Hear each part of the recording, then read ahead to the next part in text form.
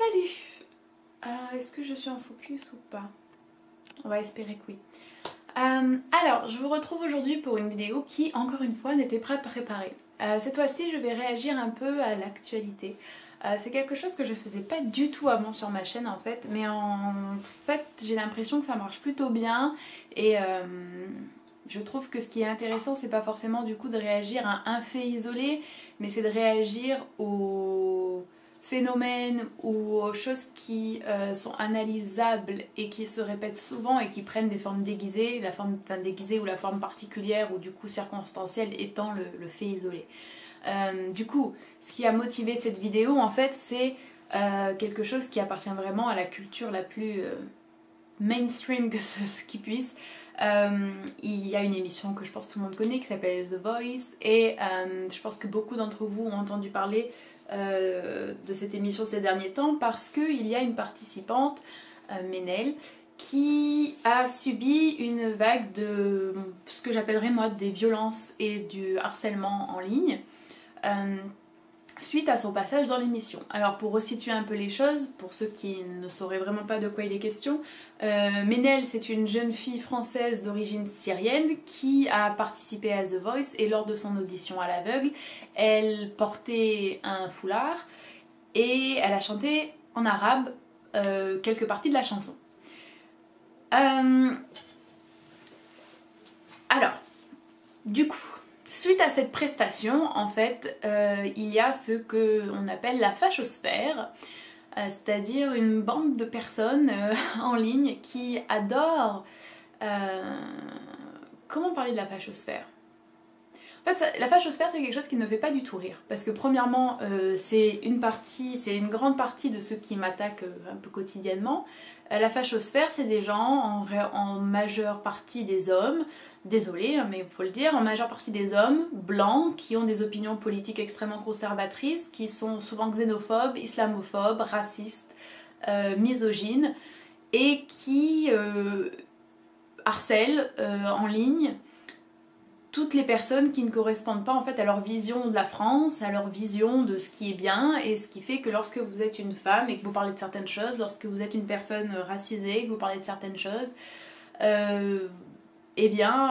ou lorsque vous avez une religion et que vous en parlez ouvertement, ces personnes-là en fait soit vous harcèlent si vous créez du contenu en ligne, soit vous menacent, et si vous êtes une association ou si vous êtes un artiste, ils essaient de faire tout ce qui est en leur pouvoir en gros pour vous nuire. Ce qui s'est passé avec Ménel, c'est que ces personnes ont remonté en fait sur Twitter jusqu'au début et ont sorti des tweets totalement hors de leur contexte sans lui donner l'occasion de s'expliquer là-dessus et ont fait un amalgame de manière totalement consciente. C'est pas du tout des personnes qui ne savent pas ce qu'elles font, hein, pas du tout, loin de là. Les tweets concernaient les attentats qui se sont passés, enfin l'attentat qui s'est passé à Nice où en fait Ménel disait que avait des réserves en fait et se posait des questions, se poser des questions sur la responsabilité de l'État dans cet attentat, sur les mesures qui n'avaient pas été prises et sur les conditions dans lesquelles cet attentat s'était passé.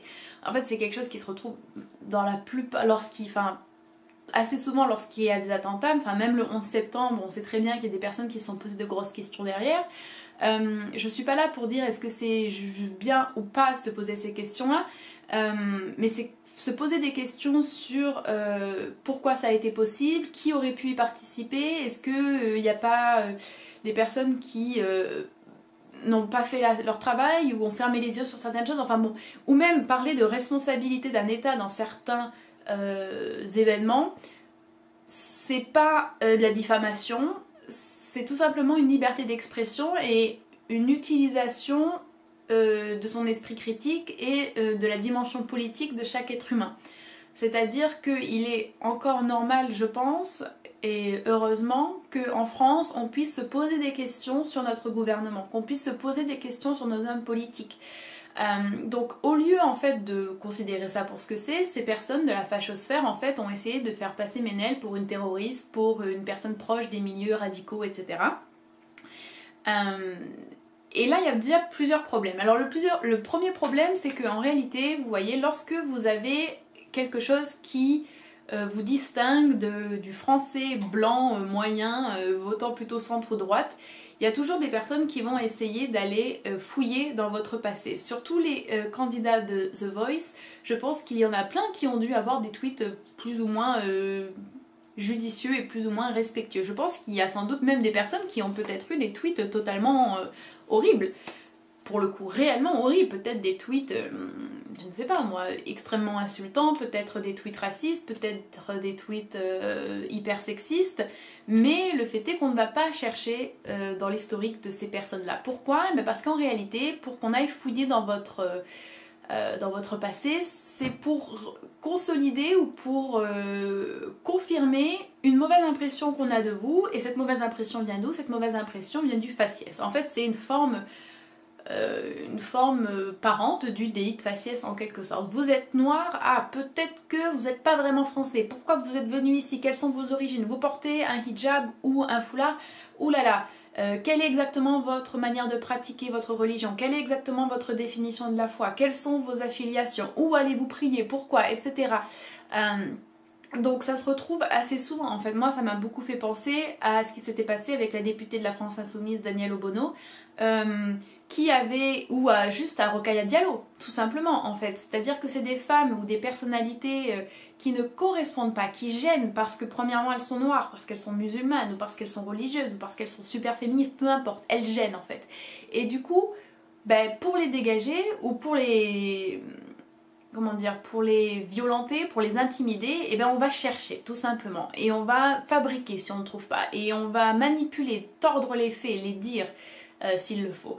Du coup c'est vrai que pour Rokhaya Diallo ce qui était ressorti c'était le fait qu'elle avait dit que la France avait un système raciste, c'était les propos qu'elle avait pu tenir sur le voile.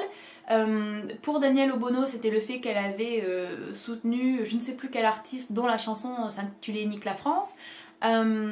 Et du coup, ce qui s'était passé avec Danielle Obono, ce qui est assez significatif, c'est que lorsqu'elle s'était présentée à un plateau de télé, en fait, on lui avait demandé, de manière quasi impérative, en fait, de dire « Vive la France ». Et donc du coup, c'est le deuxième problème, en fait. Le premier problème, c'est que quand vous avez quelque chose qui est différent, qui ne correspond pas à l'image traditionnelle de la France pour certains, et premièrement, vous dérangez. Voilà, vous dérangez. Il y a certaines personnes qui n'ont toujours pas compris que la France, elle est plurielle, elle est diverse, et que c'est un trésor. Mais bon, bref, peu importe. Deuxième chose... et dans la première chose, ces gens-là vont essayer de vous détruire en manipulant vos dires, les faits ou en en fabriquant même. Donc deuxième problème, c'est que lorsque voilà, vous êtes noir, lorsque vous êtes racisé, lorsque vous êtes musulman, lorsque vous êtes peut-être même anarchiste, peut-être lorsque vous êtes extrêmement à gauche, peut-être lorsque vous êtes très féministe, mais je pense que c'est surtout aussi lié quand même à des questions de race, à des questions de religion et d'appartenance ethnique, etc. On vous demande toujours de prouver que vous êtes français. Voilà. Et donc du coup, quand Danielle Obono ne veut pas dire vive la France, dans sa bouche, ça prend une dimension tout autre que si moi je refusais de dire vive la France. Dans tous les cas, ce serait mal vu, mais ça prend une dimension différente. Et le fait est que l'on ne me demande pas à moi de dire vive la France. Enfin moi on me le demande, mais c'est justement parce que sur ma chaîne j'affiche des opinions qui sont peut-être voilà, assez engagées, assez antiracistes, etc. Et donc on me demande de justifier, est-ce que tu aimes vraiment la France? Donc on me demande pas si je suis vraiment française, on me demande est-ce que j'aime vraiment la France. Ces personnes-là on leur demande est-ce que tu aimes la France? Est-ce que tu es vraiment française? Et en gros est-ce que tu mérites la France? Et devoir se justifier comme ça sur le fait qu'on est français, je trouve ça incroyable, surtout que c'est vraiment pas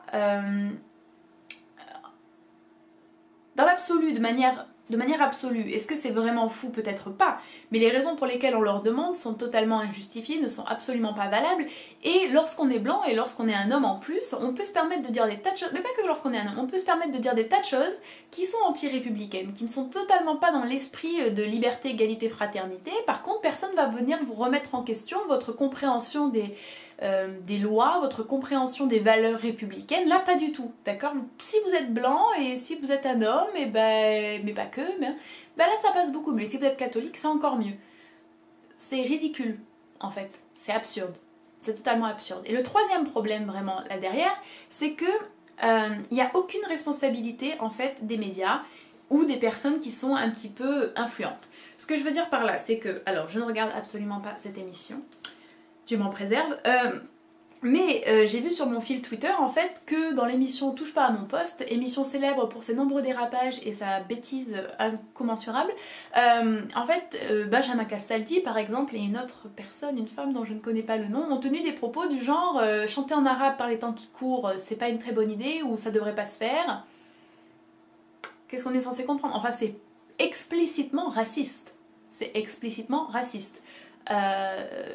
Et pourtant cette personne-là on lui dit pas mais attends, t'as pas loupé un passage dans l'éducation civique au collège ou au lycée sur la France? T'as pas loupé un passage dans l'histoire de la France? T'as pas loupé un passage sur le racisme et l'incitation à la haine, c'est pas top?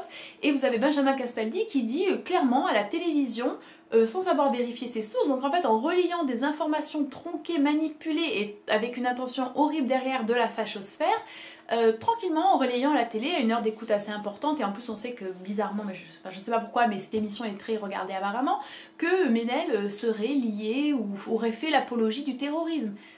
Alors, soit il ne sait pas ce que c'est faire l'apologie du terrorisme, soit il lit un truc, il prend même pas la peine de vérifier la source première et il répète ça à la télé. Donc moi, au bout d'un moment, je veux bien que les gens fassent des erreurs, mais t'es un adulte, tu passes à la télé, tu fais attention à ce que tu dis.